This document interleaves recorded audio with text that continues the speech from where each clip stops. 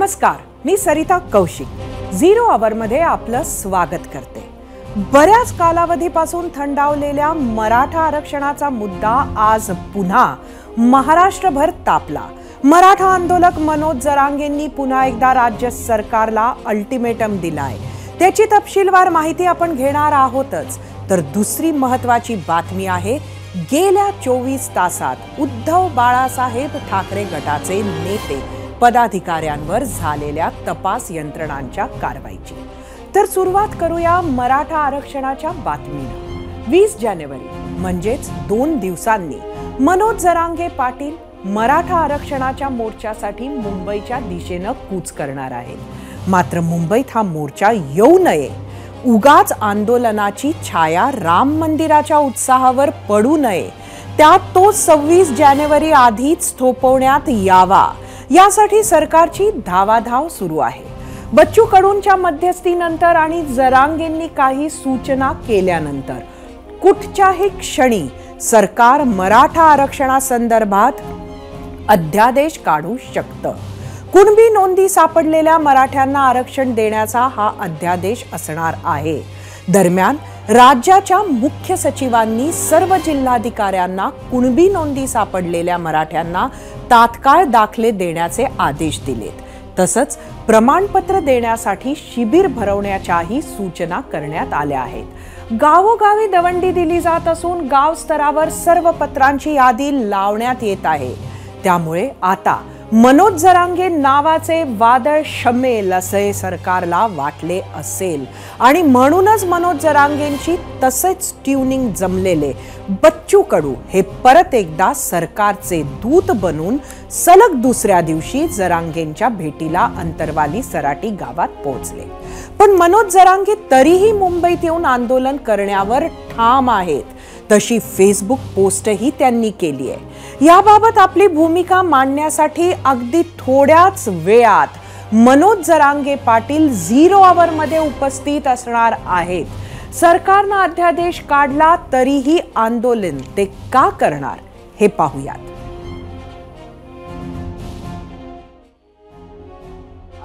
आदेश तर काढले, पण 20 जानेवारीच्या आत 54 लाख मराठ्यांना कुणबी प्रमाणपत्र दिलेत का, हा डाटा लागणार आहे. नसता 20 जानेवारीचं आम्ही जाणारं मुंबईचं हे कायम फिक्स आहे. याच्यात बदलच होणार नाही. 20 जानेवारीवर कोणी बोलायचंच नाही. 20 जानेवारीला जर आरक्षण मिळालं तर सरकारच्या डोक्यावर आनंदानं गुलाल टाकायला मराठी जाणार आहे. आणि नाही दिलं, तुम्ही नुसता आदेशच काढला आणि 4-2 जणाला वाटिलेलं आम्हाला दाखितान, ते मराठ्यांना आम्हाला मान्य नाही. 4-2 जणाला वाटिलेलं दाखिलेलं. याच विषयाला धरून आम्ही तुम्हाला एक प्रश्न विचारला होता. तो प्रश्न पाहण्यासाठी जाऊया आपल्या पोल सेंटरवर. आजचा आपला पहिला प्रश्न, सरकारनं मराठा आरक्षणाचा अध्यादेश काढला तर मनोज जरांगेंनी मुंबई दौरा मागे घ्यावा का, असा हा आपला प्रश्न होता. तुम्हाला सांगायचं होतं होय किंवा नाही.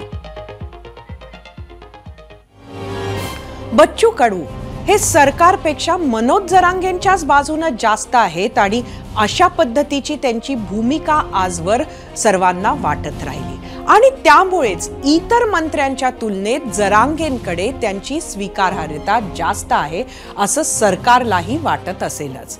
पण आज मात्र या बच्चू कडू नामक दूताबरोबरही जरांगेंची खडाखडी पाहायला मिळाली. बघूयात. द्यायचं ठरलं 54 लाख नोंदी मिळाल्या, त्याचे प्रमाणपत्र द्या. गिरीश महाजन, तुम्ही काय सांगितलं आम्हाला? पाटील साहेब, तुम्ही काय म्हटलं होतं का सगळ्या सोयरेबाबत आपण निर्णय घ्या. आतापर्यंत आपल्या सगळ्या तुमचे व्हॉट्सअप, तुमचे मेसेज सगळे ऐका मग, आता ऐका ते मी नाकारलं का आता बी नाही. आमचा गैरसमज आहे. 54 लाख प्रमाणपत्र दिलेत तेव्हा हे सगळे सोयरे कामाला, तुम्ही प्रमाणपत्र दिले नाही, ती हे घेऊन काय करता केली पाहिजे. एक तर सगळे सोयऱ्यावर 54 लाख त्याच्यावरच बोलतो ना मी. पण ते ग्रॅज्युएट आणलं मदत. मग हे तपासण्यात ना गाव आमच्या मारता का आम्हाला? 7000 गावं राहिले तपासायचं आणखी. सगळं तुमचंच घर कसं जमन? मग तुमच्या मराठवाड्यात काय झालंय, कोतवाल बुक जे असतं ते तुमच्याकडे नाही आहे. जन्ममृत्यूची नोंद नाही. जे काही आहे ते एक खट्टा रजिस्टर आहे, लक्षात घ्या. आणि त्याच्यावरून आपण गाव शोधतो. विदर्भात काय आहे का गाव वाईज कोतवाल बुकाच्या नकली आहे, गाव वाईज आहे ते. जन्ममृत्यूच्या नोंदी गावाईज आहे, पण मराठवाड्यात तशा नाही आहे, म्हणूनच तर पंचायत आहे ना. सगळ्यात मोठी अडचण तेच आहे, हे तुम्ही समजून घ्या. घेतलं समजून. आता शिरूर तालुक्यातल्या नोंदी पात्र काय नाही ऐकायचं, आमचं बी ऐका. शिरूर तालुक्यातल्या नोंदी पाठवत्यात ह्यात आणि काही पाथर्डीत द्यात. त्या लोकांच्या जवळ नोंदी आहेत, आत्ता नोंदी आहेत. 3 महिने झाले ते यालपाटे घालते. कोण देणार त्यांना पत्र? तुमच्या चुकी आम्ही काय करावं त्याला? तालुक्यात सरकारनं टाकले, पाटील सरकारनं टाकले. मध्ये 2, 3, 10, 15 तक्रारी असतात. पण हे उदाहरणच आहे ना. 26 गाव आहेत ते. 54 लाख नोंदी. तुम्ही काही करा, आम्हाला 20 तारखेपर्यंत त्याचे प्रमाणपत्र द्या. तुम्ही मध्यस्थी व्हा, तुम्ही यांच्या मागा लागा, प्रमाणपत्र द्या आणि त्याच्या परिवाराला द्या. हे सगळे सोयरे तवा कामाला येतं, हे मान्य. आता ह्या सगळ्या नोंदी दिल्यानंतर त्या माणसानं अर्ज केला पाहिजे. आता अर्जाच्या सुविधा लिहिण्या घेण्यापासून आपण प्रत्येक ग्रामपंचायतमध्ये माणसं ठेवले. आता अर्ज कराले त्याला यावंच लागेल, त्याला सही द्यावं लागेल, आणि जेपर्यंत तो अर्ज करत नाही, सही करत नाही, त्यापर्यंत प्रमाणपत्र देऊच शकत नाही. पाटील बरोबर. आता तुम्ही जर त्यांच्या ग्रामपंचायतला लावलं आपलं ठरल्याप्रमाणे यादी, तर त्याला माहिती होऊन माझं नाव आलं तर तो अर्ज करल. त्याला जर त्या ग्रामपंचायतला तर माहित झालं तर तो अर्ज करल. नाही, त्याच्यासाठी दवंडी देत आहोत त्याच्या घरापर्यंत. आता आपण वेबसाईट पण डिक्लेअर केल्या, त्याच्या जाहिरात दिल्या, म्हणजे त्याची अंमलबजावणी कधी होणार आहे? चालू आहे ना, सगळं इथे चालू आहे. होतंय मग 2 दिवसात प्रमाणपत्र द्यायचे सगळे 54 लाख. अर्ज केल्यावरच प्रमाणपत्र. आपण त्यांना माहित झालं तरच ना. पण यांनी मुंबईला येऊन देऊ नये ही प्रामाणिक इच्छा आहे. हो, कारण मुंबईत बसले मराठी उठणार नाहीत. तुम्हाला माझी हात जोडून विनंती, शपथ सांगतो मी तळतळी ना, मुंबईत मराठी उठणार नाहीत. आणि डोक्यातून ते काढून टाका, हाणूत मारू ते याच्यासारखा प्लॅन ते मागं अंतराळीत केला तसा. ते तर शपथ सांगतो डोक्यात सुद्धा नका आणू. हो, तुम्हाला शासन म्हणून बोलतो. आता हे तर आमच्या बाजूने, त्यामुळे यांना बोलणं उपयोग नाही आमचा. तुम्हाला सांगतो हे खरं डोक्यात आणू नका. तुम्हाला वाटतं सण सत्तेच हाताला लांब असतात, पुऱ्या आयुष्यातून उठवते मराठी. कारण पहिल्यासारख्या मराठीने राहिले आता ते एकदम कट्टर झालं. राजकीय जीवनातून पुरं उठवते. हाय प्लॅन सुरू आहे तुमच्या. हे बनवून चालू काय म्हणते त्याला, ट्रॅप रचना चालू. माझ्यावर 4 रचिले आणि मी आधीच समाजाला सांगून बी ठेवले. तर आता मरायला तुमच्याकडे तिकडे निघालोय मी. काय केलं सकारात्मक? कोणचं सकारात्मक हे कुठं?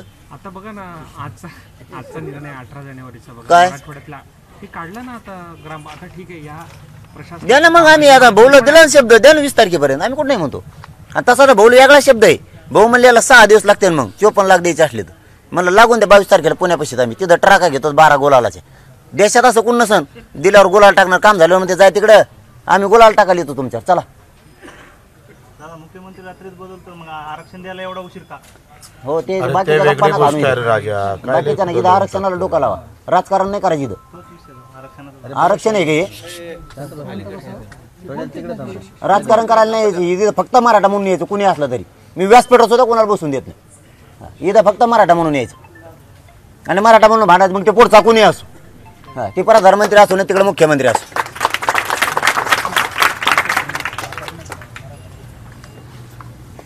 चला मग आम्ही येऊ का? हो दादा. मराठा समाजासाठी प्रशासनानं आणखी एक महत्त्वाचं पाऊल उचललं आहे. मराठा समाज तसेच खुल्या प्रवर्गातील म्हणजेच ओपन कॅटेगरीतील नागरिकांचे सर्वेक्षण करण्यात येणार आहे. हे काम महसूल विभाग करणार असून 23 जानेवारीपासून घरोघरी जाऊन हा सर्वे केला जाणार आहे. राज्य मागासवर्ग आयोगाच्या वतीनं राज्यभर मराठा समाजाचे मागासलेपण तपासण्याचे काम सुरू राहील. 31 जानेवारीपर्यंत ही मोहीम सुरू असणार आहे. या सर्वेक्षणासाठी सॉफ्टवेअर सुद्धा तयार करण्यात आले आहे. या सर्वेक्षणाचं प्रशिक्षणही कर्मचारी पदाधिकाऱ्यांना देण्यात येत आहे.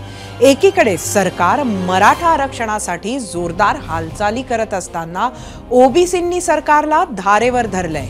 राज्यात सरकारी भरतीत वाढणारं कंत्राटीकरण तसंच शिक्षणात मागासवर्गीयांना न मिळणारं आरक्षण यावरून ओबीसी नेते आणि माजी खासदार हरिभाऊ राठोडांनी भुजबळांना टार्गेट केलंय.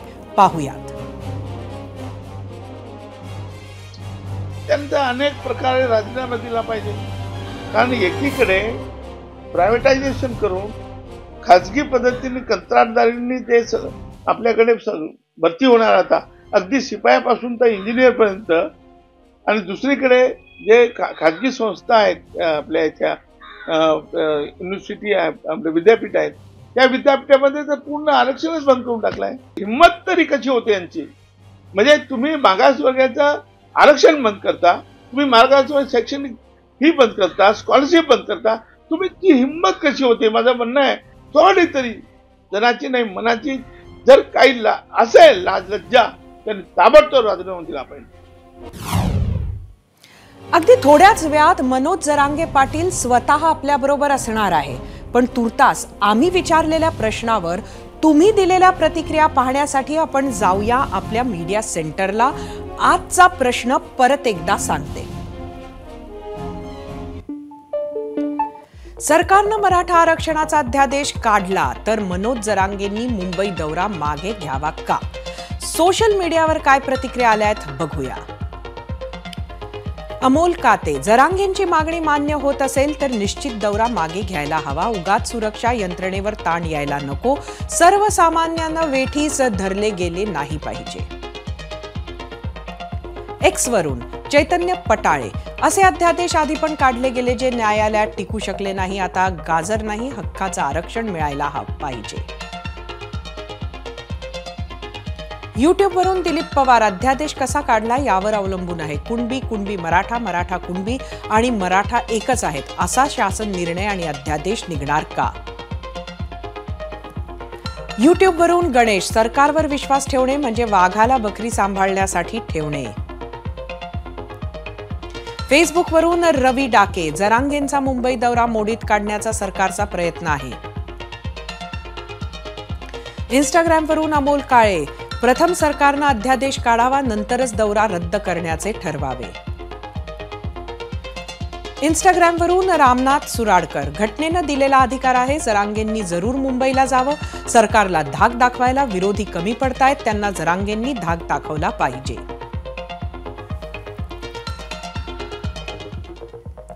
मराठ्यांना मिळणारी कुणबी प्रमाणपत्र, सरकारच्या हालचाली आणि मुंबईत निघणाऱ्या मराठ्यांच्या मोर्चाविषयी सविस्तरपणे बोलण्यासाठी 0 आवरमध्ये उपस्थित आहेत मराठा आंदोलक मनोज जरांगे पाटील. आपण गेस्ट सेंटरला जाऊया. मनोजजी, आपलं स्वागत आहे परत एकदा एबीपी माझाच्या 0 आवरमध्ये. खरं तर आज परत तुमची बैठक झाली. बच्चू कडू सातत्यानं तुम्हाला भेटत आहेत आणि आज मात्र सरकारनं तुमच्या मनासारखा बदल केला असला तरी नोंदींच्या प्रमाणपत्रासाठी आपण थांबलेल्या आहात आणि जोपर्यंत प्रमाणपत्र मिळणार नाही तोपर्यंत मुंबईचा मोर्चा कायम आहे असं आम्ही जे समजतोय ते बरोबर आहे ना?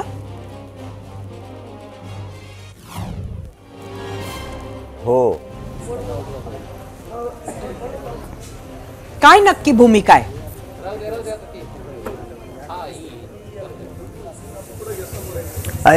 त्यांनी त्या सगळे सोयऱ्या शब्दांविषयीचा पुन्हा तोच किस पाडला. तोच विषय पुन्हा पुन्हा तोच की एकदा आपण त्यांना 3 ओळी दिल्या होत्या की सगळ्या सोयऱ्यांची व्याख्या काय. ती व्याख्यातले 3 ओळीतले 2-2, 4-4 शब्द घ्यायचे, बाकी सोडून द्यायचा हाच प्रकार पुन्हा. आमचं म्हणणं आहे तो नंतरचा विषय, सगळ्या सोयऱ्यांचा विषय हा नंतरचा आहे. प्रथम मुख्य मागणी ही ज्या कुणबी नोंदी 54 लाख सापडल्यात, त्यानंतर काही 1 महिन्यात किती सापडल्यात, त्या 54 लाख नोंदी सापडल्या तर तुम्ही ते प्रमाणपत्र अगोदर दिले पाहिजेत. आणि त्याचे जे प्रमाणपत्र मिळालेत त्याच्या परिवारालाही प्रमाणपत्र देण्यात आले पाहिजे. म्हणजे 54 लाख प्लस त्याच्या परिवाराला दिलेला एकूण आकडा किती, तरच तुम्ही जो अध्यादेश काढणार आहेत सगळ्या सोयऱ्यांचा तो काम आली. तुम्ही अगोदरच उलट करून करायला लागले. सगळे सुरुवात इकडून पाहिजे. नोंदी मिळाल्यात त्यांचे प्रमाणपत्र देणं, त्यांनी इकडून उलट सुरू केलं. अगोदर सगळ्या सोयऱ्यांचा अध्यादेश काढा, त्याचा काहीच उपयोग होणार नाही. तो अध्यादेश कागद म्हणून कामाला येणार आहे, बाकी काहीच होणार नाही त्याच्यापासून फायदा. कारण नाही का, आपण एखादा शेतकरी म्हणतो मला शेती बागायती करायची आणि त्याला जर ती शेती बागायती करायची असली आधी विहीर खांदायला लागेल, नंतर मोटर आणायला लागणार आहे. यांनी अगोदरच मोटर आणून ठेवली, विहीर खांदली नाही, तिला पाणी लागलं नाही, काही पत्ता नाही, कुंकडचे कुंकड. आता कुठं टाकीतो ते ढेकळात टाकीतो मोटर नेऊन, त्याला पाणी तर पाहिजे ना. तसं अगोदर आम्हाला जर सगळ्या सोयऱ्यांना फायदा उचलायचा असेल, नोंदी नसणाऱ्या सगळ्या सोयऱ्यांना, तर ज्याची नोंद मिळाली त्याला कुणबी प्रमाणपत्र असणं आवश्यक आहे. तुम्ही 54 लाख मराठ्यांना जे कुणबी नोंदी मिळाली त्यांना आरक्षण प्रमाणपत्र द्या आणि त्यांच्या परिवाराला द्या. ही रास्त आजची नाही, 1.5 महिन्यापासूनची मागणी. आता हे आम्हाला मुंबईला निघायचं, आम्हाला 2 दिवसात ही करायला लागली. आता मराठ्यांनी तयारी आम्ही केलेली, आम्ही मुंबईला जाणार आहे, याच्यावरती आम्ही ठाम आहे. त्याशिवाय आता माघार नाही. पूर्ण तयारी घराघरातल्या मराठ्यांनी केली आणि काय 5-7 दिवसाचा विषय. आता पहिल्यांदा थोडं वेगळं होतं. की वाटलं होतं लोकांना 25-30 दिवस चालायला लागतंय, मग आपण कामं खूप बुडतील, मग आपण शेवटच्या मुक्कामाला जाऊ असं होतं. परंतु हे आम्ही 6 दिवसाचा दौरा ठरवल्यामुळं मुंबईला पोहोचण्याचा, त्यामुळे मराठा समाजाचा उत्साह निर्माण की चला आता 5-7-8 दिवस काही काम बुडत नाही, चला मुंबईकडे चला सगळे. जर त्यामुळे तुफान ताकदीनं मराठी मुंबईकडे येणार आहेत. नक्कीच. खरं तर आपण आता जे म्हटलं त्यात आपल्याला प्रमाणपत्र हवं आहे. सरकारकडनं असं सांगितलं की ग्रामपंचायतीमध्ये कामं सुरू झाली आहे, अधिकचा स्टाफ देण्यात आला आहे, गावागावामध्ये दवंडी ते पिटत आहेत. मात्र या पार्श्वभूमीवर 2 दिवसात 54 लाख प्रमाणपत्र देणं तरीही शक्य होणार नाहीये. तुम्हालाही असं वाटत नाही का की ते शक्य होणं कठीण आहे? कारण बोला.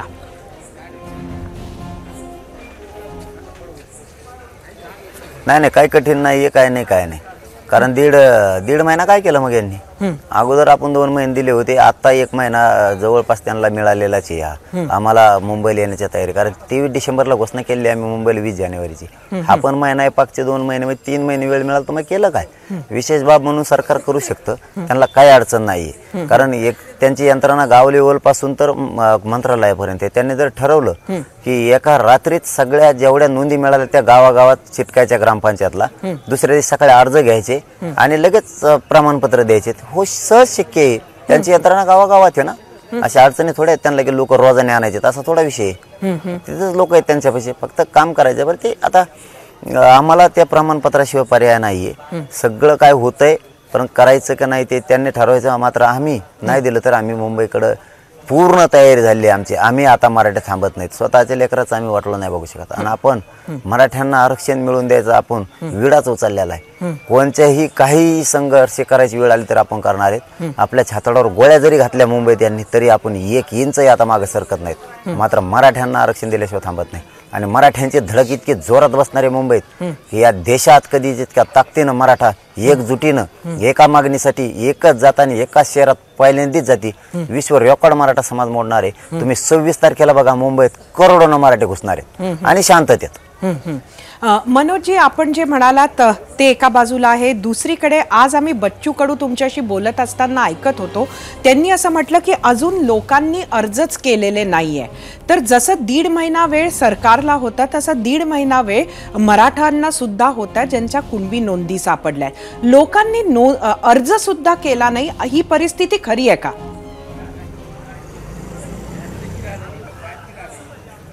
नाही ती खोटी आहे. त्यांना समक्ष आम्ही सिद्ध करून दिलंय ते सगळं खोटं आहे. ते एक तर किडबिड बिडबिड लिहिलेलं आहे कसलं गाणं तिकडं त्या फारसी मोडी भाषेत ते वाचता येत नाही, फिचता येत नाही कोणाला काही. मग त्यांनी यांचं काम होतं सरकारचं आणि प्रशासनाचं की ज्या नोंदी मिळाल्या त्या ग्रामपंचायतला लावायच्या. लावल्याच्या नंतर त्यांना नाव माहीत झालं असतं का आपलं नाव निघालं, त्यांनी अर्ज केले असते ना. यांनी कुठेच ग्रामपंचायत लावलेलं नाही. आणि त्यांनी आता सांगितलं की हो आम्ही ग्रामपंचायत लावल्यात, दावड्या दिल्या. दावड्या काय देऊन उपयोग झाला तुमचा? दावड्या देऊन काय सांगणार तुम्ही? नोंदच ग्रामपंचायतला लावली हे सांगणार ना, तर लावलीच नाही तर काय सांगणार आहे? आम्ही त्यांच्या समोरून 150 फोन केले. त्यांच्या समोरून तुमच्या ग्रामपंचायत तुमच्या गावातल्या नोंदी निघाल्या का? तर गावकरी म्हणले हो. सरपंचाला विचारलं तुमच्या गावात प्रशासनाकडून कोणी नोंदी निघालेल्या कागद तिथं आणून चिटकेलाय का? त्यांनी सांगितलं नाही. ते चिडले. ते म्हणले मग असं केल्यावर कवा मराठ्यांचे प्रमाणपत्र निघाले? कवा तुम्ही प्रशासनच मुद्दाम अडचणी आणायला लागले शासनाला आणि मराठ्यांना पण. असं कसं होईल? तेच चिडले उलट. कारण आम्ही लगेच जिथले ते दूध का दूध पाणी का पाणी केलेलं आहे. कारण आमच्यापाशी इथं मागं पुढं खेळ नाही, काय असेल ते तोंडावरती. कारण या समाजाचं अन्याय झालेलं आहे. या समाजासाठी प्रामाणिकपणानं खरं काम करायचं आणि समाजाच्या समोर करायचं. मागं पुढं आडुंगी फिडुंगी जाऊन नाही करायचं. त्यामुळे समाजाच्या लक्षात आले सरकार फसवणूक करायला लागले. मराठ्यांची काय ताकद आहे? यांना 26 जानेवारीला मुंबईत दिसून मराठी म्हणजे काय. खरं तर एकीकडे आता समजा ही प्रक्रिया आपण म्हणता आहात तसं अगदी शेवटच्या 2 दिवसात सरकारनं सुरू केली आहे. पण तुम्हाला जर तुम्ही दौरा मागे घेतला, मुंबईला येण्याचं टाळलं तर सरकार हे पुढं नेणार नाही असं आपल्याला वाटतंय का? सरकारवर म्हणजे सरकारला जर वेळ दिला प्रमाणपत्र द्यायला नाही की वाटतच. हा आता वेळ असतो कुठं? 7 महिने दिले भारत देशात कोणीच दिले नसते ना एवढे. 7 महिने 7 महिने दिले. आता वेळ असतो होय? वेळाला काय यांना पेरायला जायचं होय? म्हणून बैल भेटत नाही त्यांना पेरायला. वेळ किती द्यायचा यांना काय ताण नाही फिर नाही काय नाही कशाला वेळ फिरायची काही गरज नाही आणि सहज शक्य आहे ते. किती वेळ द्यायचा 3 महिने पहिले दिलेत नंतर 2 महिने दिलेत पुन्हा 2 महिने दिले 7 महिने वेळ झालाय याच्यापेक्षा किती वेळ द्यायचा हे शक्य नाही आता आमच्याकडून कारण आम्ही किती प्रामाणिकपणा दाखवायचा किती संयम धरायचा आम्हाला पण मर्यादा आहेत काहीतरी आमच्याही पोरांचे उद्या भरत्या आल्यात ऍडमिशन आलेत पोरांचे वाटले होते ना करोडो पोरांचे महाराष्ट्रातल्या करोडोच्या संख्येनं मराठा समाज रस्त्यावर उतरला मराठ्यांनी लाखोच्या संख्येनं आला 250-300 बलिदान आमचे गेलेत इथं मराठ्यांच्या पोराचे हजारो केसेस झाल्यात मांतरवालीतल्या माता माऊलींचे डोके फुटलेत पोरं मुंबईला ऍडमिट होते गोळ्या लागल्या तर 2.5 महिने हे श्रेय व्हायला नाही जाऊ द्यायचं आता सरकारसाठी हे आंदोलन नाही हे समाजाच्या न्यायासाठी हे मित्रत्व करण्यासाठी आंदोलन नाहीये हे समाजाला न्याय म्हणजे न्यायच दिल्याशिवाय माग हटत नाही हे मात्र आपला ठाम निश्चय आहे हे कसे देत नाहीत तेच आम्ही पण बघतो आता कसं काय देत नाहीत ते नोंदी सापडलेल्या असून देत नाहीत म्हणजे कसं असं कसं होऊ शकतं नोंदी नसते सापडल्या तर ठीक आहे तुम्ही म्हणू शकता तुमचा काहीच आधार नाहीये आमच्या नोंदी सापडल्या मराठवाड्याचा पूर्ण मराठवाडा कुणबी गॅजेट सुद्धा आहे ते सरकारला मान्य आहे मुंबई गव्हर्नमेंटचं सुद्धा गॅजेट आहे सातारा संस्थांचं सुद्धा खाणीसुपारीचं पुरावेत तरीही तुम्ही देत नाहीत मराठा ओबीसीत असलेल्यांचे मग देता कोणाला जे नियमानं लोकशाहीच्या मार्गानं कायद्याच्या चौकटीत त्यांच्याकडे शासकीय नोंदी आहेत यांना तुम्ही देणार नाही देता कोणाला मग तुम्ही देणार कोण असं कोणत्या सत्ता चालवताय तुम्ही मगरुरीच्या जेव्हा चालवताय काय पण तुम्हाला ज्या राजगादीवर बसवलंय याच्या सुद्धा सिंहाचा वाटा मराठ्यांचा आहे जर तुम्ही मराठ्यांना असं वेठीस धरून पुन्हा अंतरवालीसारखे तुम्ही हल्ले घडून आणून आंदोलन चिरडायचा प्रयत्न केला ना तुम्ही आयुष्यातून उठणार आहे त्यावेळेस राजकीय तुमचं करिअर पूर्ण आयुष्यातूनच तुम्ही उठणार कधीच मराठी तुम्हाला गुलाल लागू देणार नाहीत मग कारण आमच्या लेकराचं वाटोळ करायला निघाल्यावर आम्ही तुमचा मुलाहिजा नाही करणार आम्ही सुद्धा आम्हाला गरज नाही मग तुमची सुद्धा आमचे लेकरं आम्हाला मोठे करायचे आमचे लेकरं मोठे झाले पाहिजेत यासाठी रात्रंदिवस मायबाप राबतात आणि तुम्ही चेष्टेवरती मजा म्हणून नेताय काय आंदोलन तुम्हाला सहज दिसतंय तुम्ही गांभीर्यानं घ्या आणखीन तरी आणि गोडीनं सकारात्मक तोडगा काढा पुन्हा जर काही प्रयोग करायचा प्रयत्न केला तर 14 राज्यात या देशात या मराठ्यांच्या आणि त्यांच्या आंदोलनासाठी एकजूट होऊन मोठं आंदोलन देशात उभं राहील तर देशात तुमचा राजकीय भविष्याचा सोपडा सापच होईल हे सुद्धा तुम्ही लक्षात ठेवा आता आणि आम्हाला तसे राजस्थान मध्य प्रदेश हरियाणा कर्नाटक इकडून फोन येतात आंध्रामधून गोव्यामधून सुद्धा की आता आपण देशव्यापी आरक्षणाची लढाई लढूया आमचा नाविलाज होईल मग जर तुम्ही आमच्याशी दगा फटका केला आमच्या नोंदी मिळाल्या असून त्या देशातला जवळपास 42 करोडपेक्षा जास्त मराठा क्षेत्रीय मराठा या देशावरती आम्ही सगळ्याचे सगळे एकजूट होऊन इतकं प्रचंड ताकदीनं हा उठाव करू की पुन्हा तुम्हाला पळता भुई कमी होईल हे सुद्धा तुम्ही लक्षात ठेवा त्यामुळे तुम्ही आमच्या नोंदी मिळाल्यात मराठ्यांना आरक्षण द्या आता 26 तारखेलाच बघा तुम्ही मुंबईत 4ही दिशानं मराठी किती ताकदीनं शांततेत घुसतेत ही ताकद देशानं कधीच बघितली नाही विश्व रेकॉर्डच झाला पाहिजे इतक्या ताकदीनं मराठी आता 26 जानेवारीला मुंबईत येणार आहेत सुरुवातीला जरी थोडे दिसले तर आम्ही सुद्धा येण्याचे टप्पे पाडले सहभागी होण्याचे टप्पे पाडले कारण आमच्या न्यायासाठी आम्ही आता झुंज देणार आहेत 100% देणार आहेत जीव गेला तरी आता मागं नाही हटत समाजाला शब्द देणार समाजालाही माझं विनंती आम्ही तुमच्यात असूत नसून आम्हाला माहित नाही मी तुमच्यात असन उद्या नसन माहित नाहीये कारण सरकार ट्रॅप रचतंय कुठं माझं शरीर सुद्धा मला या उपोषणामुळे साथ देत नाही परंतु आपला विचार मोरू देऊ नका आणि एकजूट फोटो देऊ नका मनोजी आपण सातत्यानं ट्रॅप हा शब्द वापरत आहात आणि आपल्याला ट्रॅप करण्याचा प्रयत्न सातत्यानं सरकार करते असं सुद्धा आपण इतके दिवस सांगत आलात नक्की कुठल्या पद्धतीचा हा ट्रॅप आहे किती वेगवेगळे ट्रॅप्स आहेत आणि काय नक्की करण्याचा प्रयत्न तुमच्या विरोधात झालाय ते सुद्धा खरं तर महाराष्ट्राला ऐकायला आवडेल आणि याचं काय हे काही मराठा समाजाच्या जीवावरती काही लोक कमावणारे होते काही ना कोणाला काय व्हायचंय कोणाला पद घ्यायचे हे असले काय ते 5-50 जण आहेत जास्त नाहीत 50-100 जण आहेत महाराष्ट्रात यांना हाताशी धरायचं सरकारनं त्यांना पूर्ण ताकद पुरवायची आमच्या रॅलीत त्यांना पाठवायचं आणि आम्ही त्यांना बोलू अथवा न बोलू फक्त रॅलीत यायचं म्हणायचं मी त्यांना बोललो नाही किंवा मी त्यांना रामराम जय शिवराय घातला नाही आम्हाला किंमत दिली नाही आम्हाला मागं सरक म्हणले पुढं होय म्हणले इकडं उभा राहू नको म्हणले असले काहीतरी स्टंट करायचे आणि बाहेर येऊन कार्यक्रम घ्यायला लावायचे असले त्यांना काहीतरी त्यांनी एक त्याच्यात ते ट्रॅप हे परंतु मराठा समाजातल्या त्या लोकांना विनंती की समाजाचं कल्याण होते कारण क्युरिटी पिटिशनही दाखल झालेली त्यातून काही समाजाचं कल्याण होणार आहे ओबीसी आरक्षणातून जवळपास 80% जास्त 90% मराठा समाजाचं कल्याण होणार आहे त्यामुळे तुम्ही जरा शहाणपणाची भूमिका घ्या त्यांचं ऐकून आपल्या जातीचं वाटोळं करू नका तुम्ही एखाद्या दिवशी टीव्हीला दिसणार नाही एखाद्या दिवशी पेपरला तुमचं नाव येणार नाही नका येऊ देऊ पण आपल्या गोरगरिबांच्या लेकरांचं त्यांचं ऐकून विरोधात जाऊन नरडीचा घोट आपल्या लेकराचा तुम्ही घेऊ नका.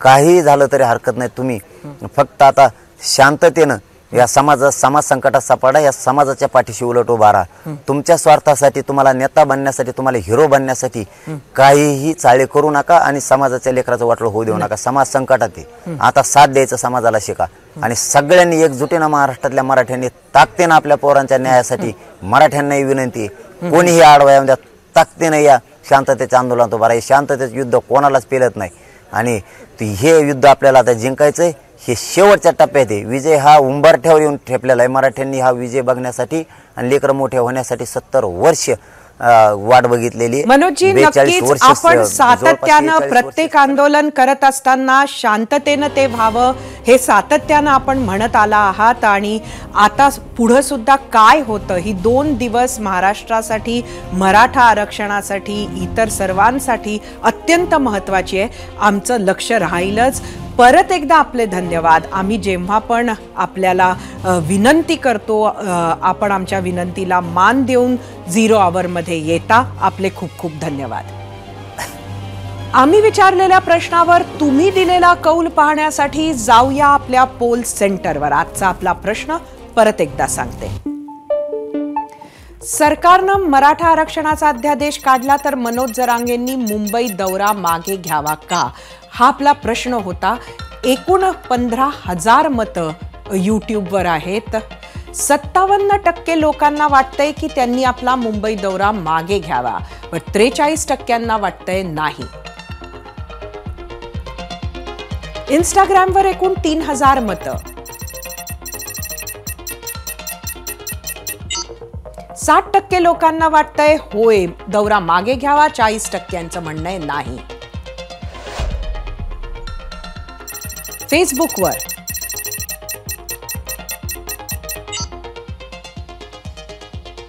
41% होय वाटतंय, 59% नाही. एक्सवर बघूया. 51% लोकांना वाटतंय होय, 49% लोकांचं म्हणणं आहे नाही. मराठा आरक्षण हा राज्यातील आत्ताच्या घडीचा सर्वात मोठा मुद्दा आहे. मनोज जरांगेंच्या निमित्तानं मराठा समाजातील वंचित मराठ्यांना एक चेहरा दिला आहे. जरांगेच्या मागण्या बदलत गेल्या असल्या, भाषा अधिकाधिक आक्रमक होत गेली असली तरी सरकारनं आपलं बेरिंग ढळू दिलं नाही. जरांगेंची समजूत काढताना शिंदे, फडणवीस, पवार सरकारला आणि त्यांच्या सनदी अधिकाऱ्यांना कसरत करावी लागते. हे आंदोलन कसं चिघळेल याची वाट पाहणारे सुद्धा अनेक जण आहेत. मराठा आंदोलनाच्या आडून राज्यातील कायदा सुव्यवस्था बिघडावी, बीडमधील जाळपोळी सारखे प्रकार घडावेत असं वाटणारेही अनेक असतील. त्यामुळे सरकारकडून साधी वाटणारी कोणतीही त्रुटी राहू नये यासाठी प्रयत्न केले जात आहेत.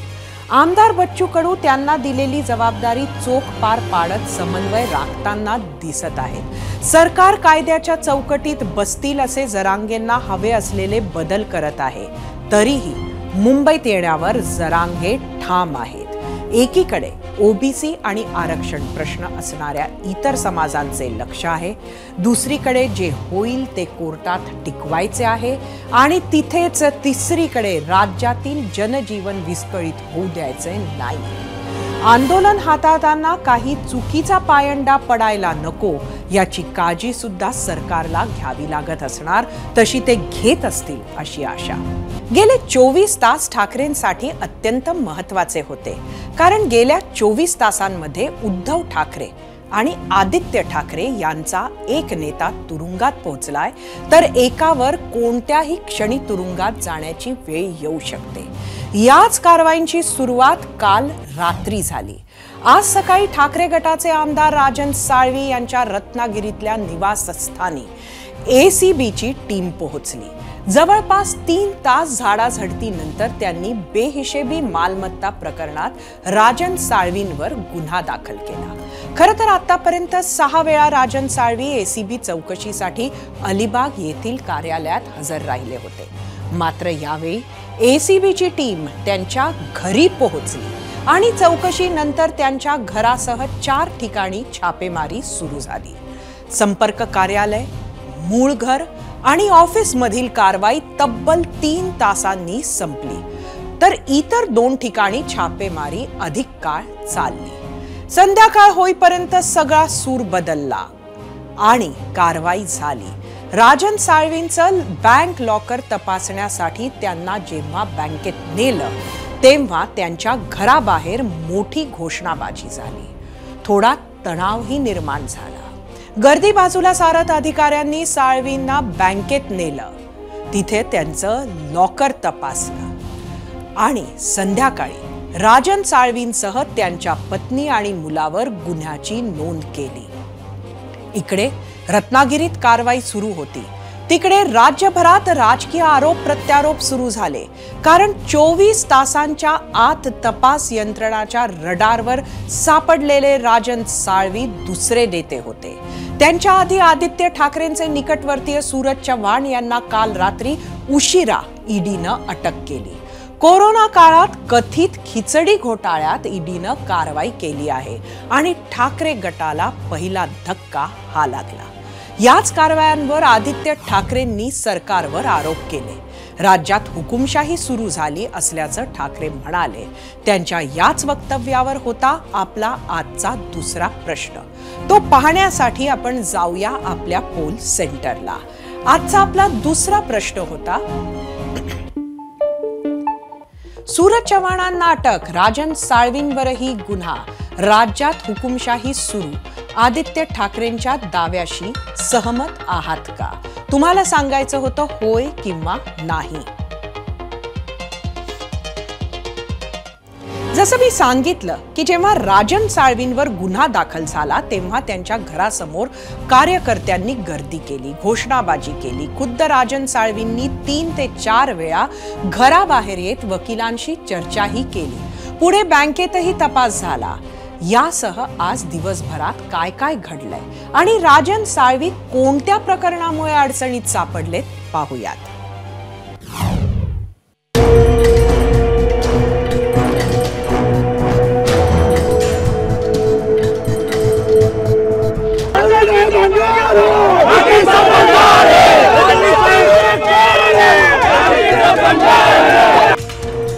सहा वेळा चौकशी आणि झाडाझडती, 7व्या चौकशीत गुन्हा दाखल आणि ठाकरे गटाला आणखी एक धक्का। राजन साळवी ठाकरे गटाचे कोकणातले निष्ठावंत, राजापूर मतदारसंघातून सलग 3ऱ्यांदा आमदार। शिवसेनेचा पारंपरिक मतदार कोकणातूनच येतो, म्हणूनच जेव्हा एकनाथ शिंदेंनी वेगळी वाट धरली तेव्हा त्यांनी पहिलं लक्ष कोकणातच घातलं। त्यांनी कोकणातून मंत्री दीपक केसरकर, मंत्री उदय सामंत, भरत गोगावले, रामदास कदम, योगेश कदम अशा नेत्यांना आपल्या बाजूला केलं। मात्र काही नेते ठाकरेंसोबतच राहिले, त्यात सर्वात वरिष्ठ आहेत राजन साळवी आणि आता त्यांच्यावरच बेहिशेबी मालमत्ता जमा केल्याच्या आरोपाखाली गुन्हा दाखल झालाय। ऑक्टोबर 2009 ते 2 डिसेंबर 2022 पर्यंत 14 वर्षात बेहिशेबी मालमत्ता जमा केल्याचा आरोप राजन साळवींवर आहे। 3,53,00,000 इतकी बेहिशेबी मालमत्तेची रक्कम त्यांनी जमवली असा आरोप आहे। मूळ संपत्ती अंदाजे 2,92,00,000 रुपये, बेहिशेबी मालमत्तेचा आकडा 118% इतका जास्त। यापूर्वी राजन साळवी यांनी 6 वेळा एसीबी चौकशीसाठी अलिबाग येथील कार्यालयात हजेरी लावली। त्यांचा भाऊ, पुतण्या, बहिणी, स्वीय सहाय्यक यांनाही नोटिसा पाठवण्यात आल्या। राजन साळवी यांच्यासह त्यांची पत्नी आणि मोठ्या मुलाविरोधात एसीबी कडून गुन्हा दाखल झालाय। अटक, जेल हे मला काय नवीन नाही आहे आणि मी राजन साळवी काय आहे हे माझ्या स्वतःला माहिती आहे, माझ्या कुटुंबाला माहिती आहे, माझ्या जनतेला माहिती आहे। त्यामुळे अशा गोष्टींकडे मी दुर्लक्ष करतो। सामोरं जायची माझी निश्चितपणे मानसिकता आहे। अपेक्षित होती ही कारवाई अशी होईल? 100%। शिवसेना उद्धव बाळासाहेब ठाकरे ह्या पक्षाबरोबर राहिलो प्रामाणिक त्या दिवसापासून माझी मानसिकता होती की मला हा त्रास होणार। त्याआधीच ठाकरेंचे निकटवर्तीय असलेल्या रवींद्र वायकरांवर ईडीने छापा टाकलाय। 2च दिवसांपूर्वी ईडीच्या अधिकाऱ्यांनी आमदार रवींद्र वायकरांची चौकशी केली। मुंबईतल्या जोगेश्वरी भागात झालेल्या कथित भूखंड घोटाळ्यात रवींद्र वायकर यांचा सहभाग असल्याचा आरोप आहे। याआधीही ठाकरे गटाच्या अनेक नेत्यांवर तपास यंत्रणांची वक्रदृष्टी राहिली आहे। महापालिकेमध्ये चाललेल्या गैरव्यवहाराच्या संदर्भाने आमचे नेते सन्माननीय आदित्यजी यांनी महापालिकेवर मोर्चा काढला, अनेक गोष्टी मांडल्या आणि ते वातावरण महाराष्ट्रात पोचतंय असं वाटायला लागलं की दुसऱ्या दिवशी एक मोठी घटना घडली, ते म्हणजे अजितदादा बाहेर पडले। खेडमध्ये प्रचंड विराट सभा सन्मान्य पक्षप्रमुखांची पार पडली। दुसऱ्याच दिवशी या सभेच्या आयोजनात असणाऱ्या सदानंद कदमांवरती ईडीची धाड पडली आणि लगेचच अटकेची कारवाई केली। ज्या नाशिकमध्ये एमडी ड्रगचे साठे सापडले, त्याच नाशिकमध्ये पक्षाच्या वतीने सन्मान्य संजय राऊत साहेबांनी एक भला मोठा मोर्चा काढला। हा मोर्चा पार पडला आणि दुसऱ्याच दिवशी अद्वै हिरे यांच्यावर कारवाई झाली। परवा दिवशी जनता न्यायालयाचं घटना पार पडली आणि लगेचच रात्री सूरज चव्हाण यांच्यावर कारवाई केली। आता याच यादीत राजन साळवींचं नावही जोडलं गेलंय। 0 आवर एबीपी माझा।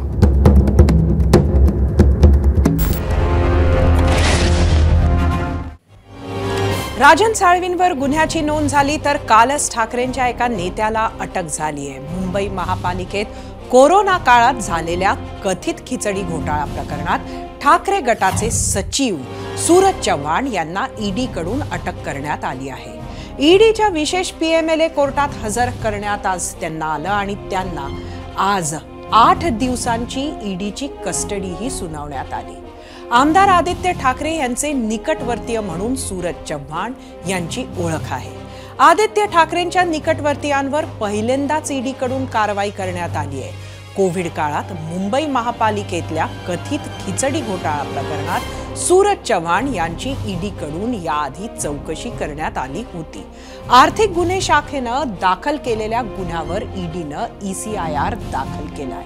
ईडीच्या तपासानुसार खिचडी वाटपाच्या कंत्राटामध्ये 6.37 कोटी रुपयांची अनियमितता झाल्याचा अंदाज आहे। इतकंच नाही तर निविदा प्रक्रियेसोबतच खिचडीचे बिलही फुगवून सादर केले।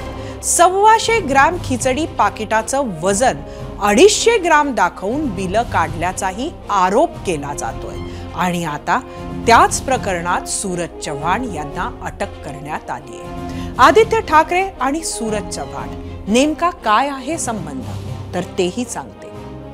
सूरज चव्हाण यांनी आदित्य ठाकरे यांचे स्वीय सहाय्यक म्हणूनही जबाबदारी सांभाळली आहे। आदित्य ठाकरे यांच्यासाठी संघटनात्मक रणनीती आखण्यात सूरज चव्हाण यांची महत्त्वाची भूमिका असते। मुंबई विद्यापीठ सिनेट निवडणूक असो, मुंबई महापालिका निवडणूक, तसंच विधानसभा आणि लोकसभा मतदारसंघांचा त्यांचा आकडेवारीसह उत्तम अभ्यास आहे। भाजपचे माजी खासदार किरीट सोमय्या यांनी संपूर्ण आरोप केले होते, त्यांनी कारवाईचं स्वागत केलं तर खासदार संजय राऊतांनी त्याला प्रत्युत्तर दिलं। पाहुयात तिन्ही नेत्यांच्या प्रतिक्रिया।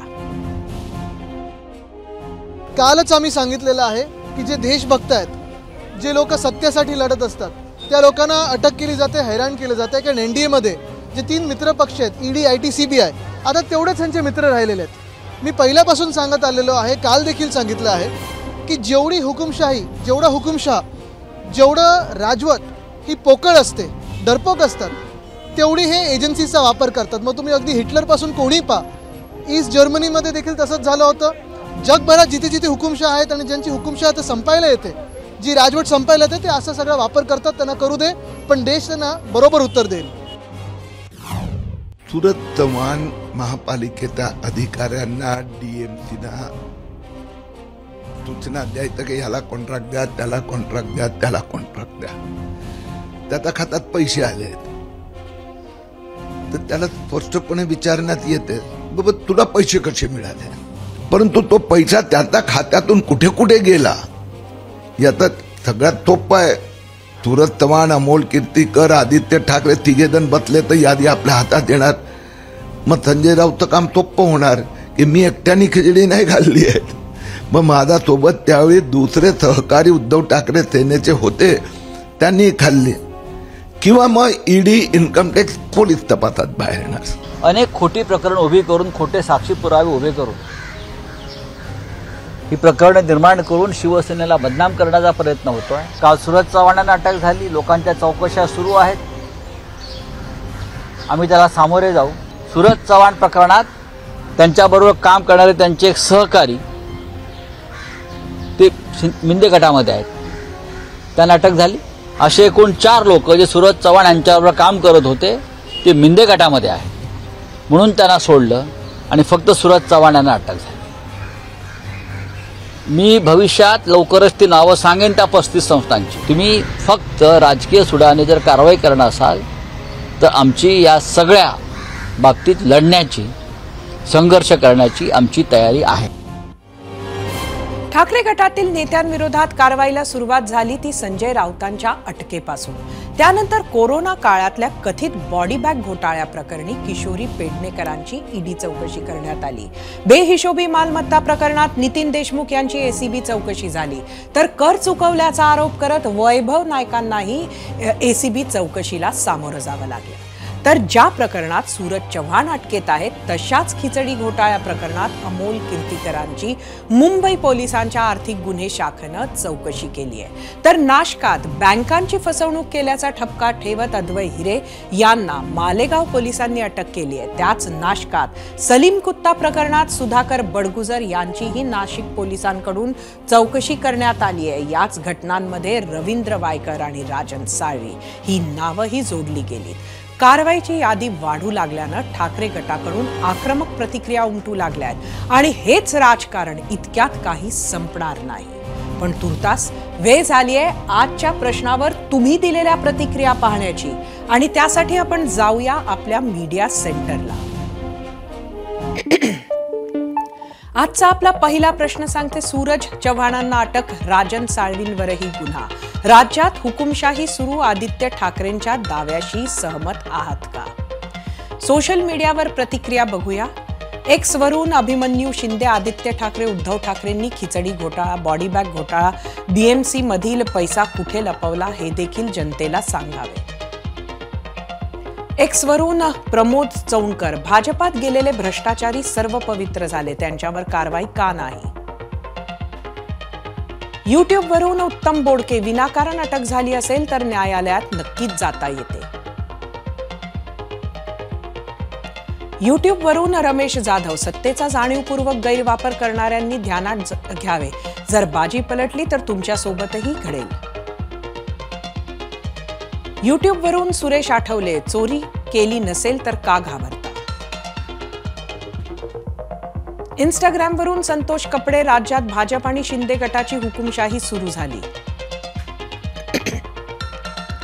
इंस्टाग्राम वरून शीतल देसाई, सहमत आहे, कारण या कारवाया निपक्षपातीपणे सुरू नाहीत. भाजप किंवा त्यांच्या मित्रपक्षातील एकावरही कधी कारवाई झाली नाही.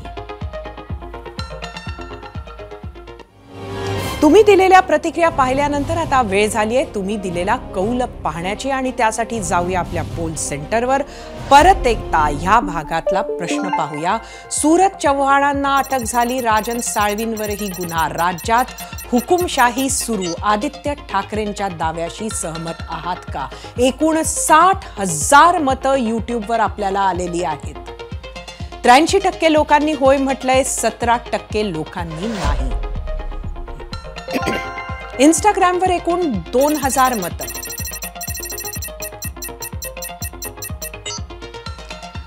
एकाहत्तर 71% लोकांनी होय म्हटलंय, 29% नाही. फेसबुकवर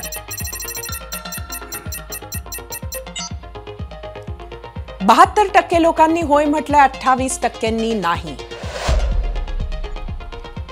आता बघूया एक्सचा कौल. 65% लोकांनी होय म्हटलंय, 35% नाही. त्यामुळे आज महाराष्ट्राचा जो कौल आहे त्यात असं वाटते की महाराष्ट्र हा आदित्य ठाकरेंच्या दाव्याशी सहमत आहे.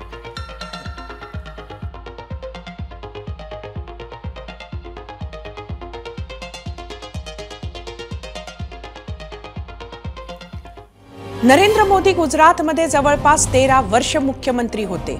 या काळात त्यांच्या कामाची शैली अशी होती की त्यांनी पक्षातले आणि पक्षाबाहेरचे विरोधक हळूहळू निष्प्रभ करून टाकले. या कामात अमित शहांनी सावलीसारखी त्यांची सोबत केली. तिथला अनुभव आणि कार्यशैली त्यांना देश पातळीवर सुद्धा कामाला आली. 2014 पासून देश पातळीवर मोदी विरोधक भरपूर निर्माण झाले, पण मोदी शहांना तुल्यबळ लढत देऊ शकेल असा मोठा प्रतिस्पर्धी तयार होऊ शकला नाही. जे बाकीचे छोटे मोठे नेते विरोधी पक्षात होते त्यांना साम दाम दंड भेद वापरत आपलंसं केलं गेलं. भाजपचा दुपट्टा गळ्यात घ्यावाच लागेल असं वातावरण तयार केलं गेलं. महत्वाच्या राज्यात सत्ता मिळवण्यासाठी ऑपरेशन लोटसही राबवलं गेलं. महाराष्ट्रात उद्धव ठाकरेंनी अचानक फारकत घेत मविया सोबत सत्ता स्थापन केल्यानं भाजपचं गणित चुकलं. नंतरच्या 2.5 वर्षात उद्धव ठाकरेंच्या मनधरणीचे प्रयत्न झाले का माहिती नाही, पण कदाचित संजय राऊत असतील, कदाचित शरद पवार असतील, कदाचित आणखी कोणी त्यांच्या समोर त्यांच्या शक्तीचं योग्य चित्र ठेवलंच गेलं नाही. त्यामुळे मोदी शहांच्या कार्यपद्धतीबाबतचा त्यांना अंदाज किंवा त्यांचा अंदाज चुकत गेला. अखेर भाजपनं प्लॅन बी ऍक्टिव्हेट करत ठाकरेंना हादरा दिला. आता वेळ अशी आली आहे की बाळासाहेबांनी मेहनतीनं वाढवलेला आयता हातात दिलेला पक्ष सुद्धा उद्धव ठाकरेंच्या हातून निसटला का, हा प्रश्न समोर उभा आहे. एक एक शिलेदार दुरावला आहे. श्रीधर पाटणकर, सूरज चव्हाण, रवींद्र वायकर, अनिल परब अशा जवळच्या माणसांमागे तपास यंत्रणांचा ससेमिरा लागलेला आहे. मोदी, शहा आणि उद्धव ठाकरे यांच्या संबंधांमध्ये किती कटुता आली असेल याचा अंदाज आत्ताच्या परिस्थितीवरून लावता येऊ शकतो. सूरज चव्हाण, राजन साळवींवरील आत्ताची कारवाई ही पुढील मोठ्या घटनांचं वॉर्निंग सुद्धा असू शकते. आणखी काही मोठी नावं स्कॅनर खाली असू शकतात.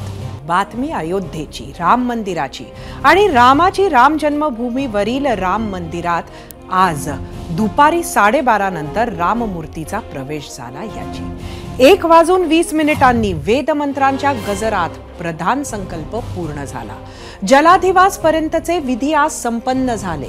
उद्या सकाळी 9 वाजता अरणी मंथनातून अग्नी प्रकट होईल. याची अग्निकुंडात स्थापना केली जाईल. त्यानंतर धान्याधिवास सारखे विविध विधी, संध्याकाळी पूजा आणि आरती केली जाईल.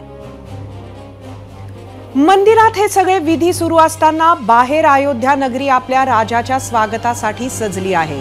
लता चौकात खास सुशोभीकरण केलंय. तिथे रांगोळ्या आणि रेती शिल्प तुमचं लक्ष वेधून घेतात. राम भक्तीचा हाच मूड तुमचा आवडता एबीपी माझा सुद्धा कायम ठेवणार आहे. उद्या संध्याकाळी 5 पासून एबीपी माझावर भरणार आहे राम संमेलन.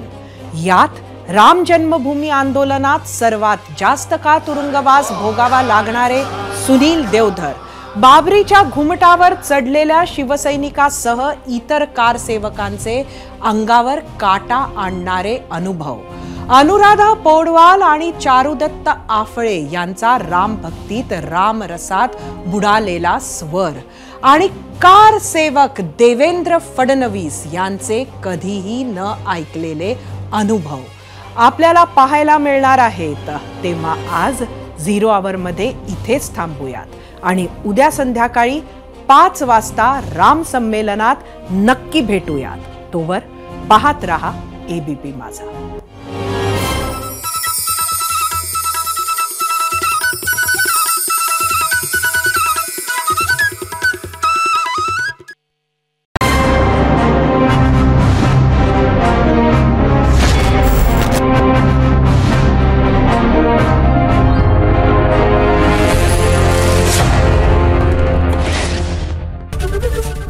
एबीपी माझा, उघडा डोळे बघा नीट.